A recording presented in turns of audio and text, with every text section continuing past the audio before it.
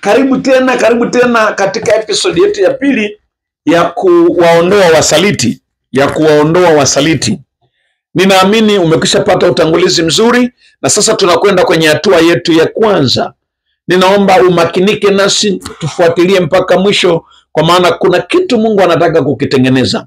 Leo tunaanza rasmi na hatua yetu ya kwanza ya kuwaondoa wasaliti. Ni kama kile kitendo cha kutengeneza mazingira kwa ajili ya lile kusudi ama mpango ulioukusudia. Kuwaondoa wasaliti pamoja na vivutio vyote vibaya ambavyo vinaweza kukusababisha ukahama kutoka kwenye lengo ukafata hicho kitu.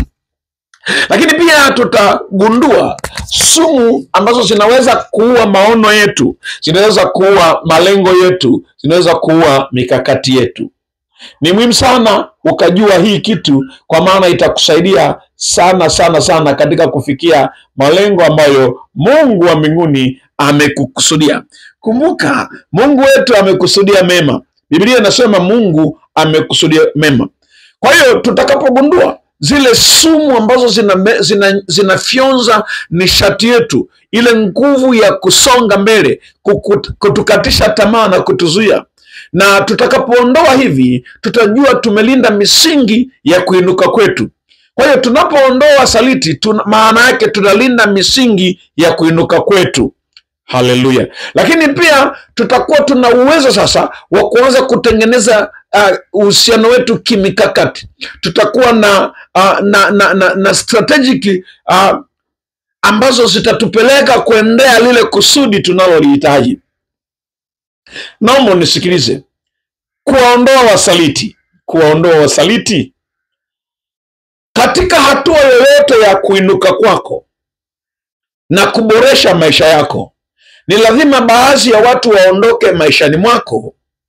Na mara nyingi hawa wanaoondoka ama wanaojiondoka ni wale ambao mioyo yao imebeba dhana ya usaliti wa maisha yako.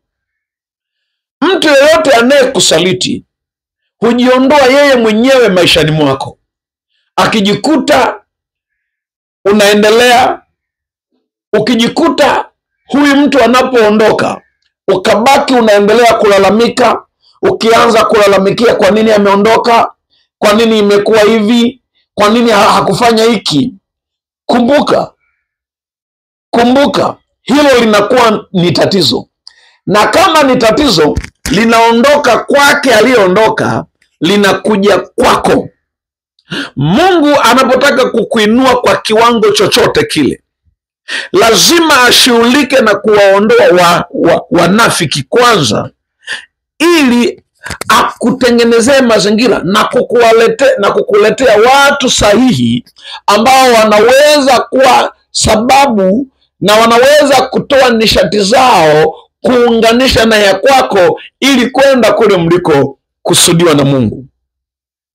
Msaliti unaweza usimjue, lakini mtu ambaye ana moyo unaouma kila wakati, hapendi kuona wewe unafanikiwa. Hata akisikia habari yako nzuri ya kufanikiwa, yeye anatamani angekuwa yeye na sio wewe. Huyo ndio msaliti. Kwa hiyo kuna mambo ya msingi ya kuzingatia sana. Mtu yeyote uliokuwa unatembea naye vizuri, bila sababu ya msingi akaamua kuondoka, mwache aende.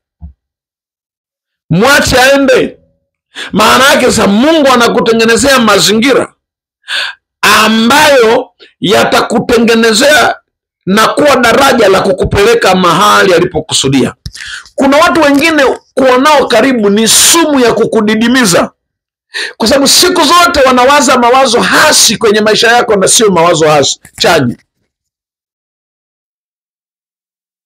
Nisikilize, wewe ukiwa miongoni mwa yule mtu asiyetaka mtu aondoke kwako, maana yake unajiwekea ukuta wa kutokufika unapotakiwa kwenda. Bwana Yesu atusaidie sana. Ni lazima ufahamu katika mazingira yako yote, watu wanaoitwa wanafiki wapo, na nitakufundisha huko mbele utawatambuaje. Lakini nataka ufahamu Kuna misingi mitatu ya maisha. Kuna misingi mitatu ya maisha. Haleluya. Kwa asilimia kubwa watu hawajui kwamba katika ulimwengu huu mambo yetu huendana na mambo makuu matatu. Msingi mitatu ya kuinuka kwako inatengenezwa na kutiwa nguvu na misingi mitatu katika maisha. Msingi wa kwanza ni muda. Msingi wa pili, nafasi. Msingi wa tatu ni mambo husika au matukio ambayo ndiyo yatakuwa njia ya kukupeleka unapotakiwa kwenda. Kuna watu ambao mambo mengi huonyesha na kuwa kwamba ni sahihi kwa sababu ya muda. Mambo yako yanaweza kuonyesha kuwa ni sahihi kwa sababu ya muda. Kadri muda unavyozidi kwenda, unaweza ukagundua kwamba kumbe kama yule mtu asingeniacha au kuondoka, nisingefika mahali nilipokusudiwa. Kumbuka, Ibrahimu alishindwa kumiliki nchi ya Kanaani kwa sababu alitembea na msaliti Lutu. Kwa hiyo akawa anazunguka na kupelekwa kwenye changamoto mbalimbali mbaya, kwa sababu hakumuondoa, hakuruhusu aende. Aliporuhusu aende, matokeo yake ni kwamba Ibrahim ikabidi achague eneo ambalo halina rutuba, eneo la milima, eneo lenye mateso, na yule msaliti akaenda kwenye eneo lenye rutuba.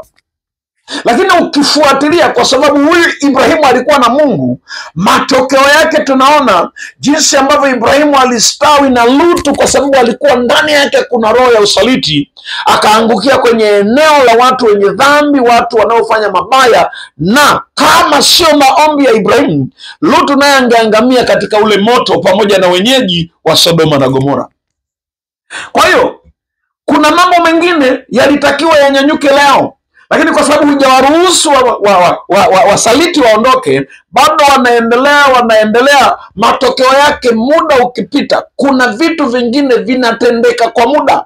Muda wa kupanda unapopita, usitegemee tena kuna muda wa kupanda. Hata kama utapanda, lakini ni tofauti na muda, maana yake hautakuwa na uhakika wa kuvuna vile vinavyotakiwa kuvunwa. Nisikilize, naomba ufahamu jambo hili. Kuna utukufu baada ya usaliti. Mtu yeyote anayekusaliti, kama wewe ulikuwa ni mtu wa haki, kumbuka kuna utukufu baada ya usaliti. Mungu hajawahi kumwangusha mtu yeyote ambaye alikubali wasaliti waondoke, hata kama walikuacha chini kwenye majivu na garagara. Lakini Mungu huwa ni mwaminifu sana. Lazima ufahamu ya kwamba katikati ya usaliti kuna utukufu. Kama utajua kanuni hii, lazima ujue hiyo, kwamba baada ya usaliti wowote kuna utukufu. Kila mtu aliyeingia kwenye dhana ya mahusiano, iwe ya wanandoa au mpenzi au rafiki ama ushirikiano wowote wa kibiashara, mimi ninaamini na sina mashaka kwamba lazima kuna wakati umepita katika hichi kituko cha usaliti. Huenda ndio sababu mmoja umeanza na mahusiano mwingine bila hata kufanya utafiti wa kina juu ya mahusiano ulioyapata. Kuna watu baada ya kupata usaliti hawakai na kuchuja na kufanya tathmini ili kuchagua katika namna ya kutulia ni nani anayeweza kuwa mzuri wa kuendelea na safari mnayotaka kuenda nayo juu ya jambo lolote, bila uchunguzi kwa maombi, bila kuchunguza ni mtu mwenye tabia gani, mwenye hulka gani, ninaweza kutembea naye vipi. Sikiliza, utaangukia kwenye msaliti mwingine. Sikiliza, watu wanaojiondoa kwako kwa njia ya kukusaliti, jambo hilo ni mwanga kwako. Yoyote anayejiondoa kwako kukusaliti, usione kama ni kituko, ona kwamba ni mwanga ambao Mungu anakuletea ili ufanye jambo jingine. Kuna watu unaweza ukawabeba wakiwa katika hali duni, lakini wanapofika kwenye mazingira fulani wanafanya usaliti. Wakati mwingine wanaweza usielewa kama ni usaliti, lakini ni usaliti indirect. Wanapoteza ule mwelekeo wa kwanza kabisa. Lakini kumbuka, usaliti wowote kama utazingatia kanuni, huwa ni mwanga wa kukuingiza kwenye utukufu wako. Nataka nikutie moyo. Inawezekana umekata tamaa, umechoka baada ya kusalitiwa sana. Usikate tamaa, huwa ni mwanga wa kukuingiza kwenye nafasi nzuri. Sikiliza, Mungu ni Mungu wa nafasi ya pili. Ana uwezo wa kukupa mambo mazuri kuliko ni yale ambayo umewahi kuyapitia. Ni muhimu sana ukazingatia jambo hili katika maisha yako, kwamba Mungu ni Mungu wa nafasi ya pili. Sikiliza. Jambo lolote unalotaka kulifanya lina misingi mitatu. Haleluya. Lina msingi wa muda, lina msingi wa muda, lina msingi wa matukio, lakini pia lina msingi wa nini? Wa nguvu kazi. Usikate tamaa, mtumishi wa Mungu. Mungu wa mbinguni amekusudia mema. Basi tutaendelea tena, tuko bado kwenye kipengele cha kwanza, kuwaondoa wasaliti. Wasaliti wanapoondoka kwenye maisha yako, songa mbele, ujue Mungu amekusudia kukupeleka kwenye level nyingine. Mungu wa mbinguni akubariki sana, na endelea kutufuatilia katika kipindi kinachofuata, na Mungu wa mbinguni awe pamoja na wewe. Ubarikiwe. Amen.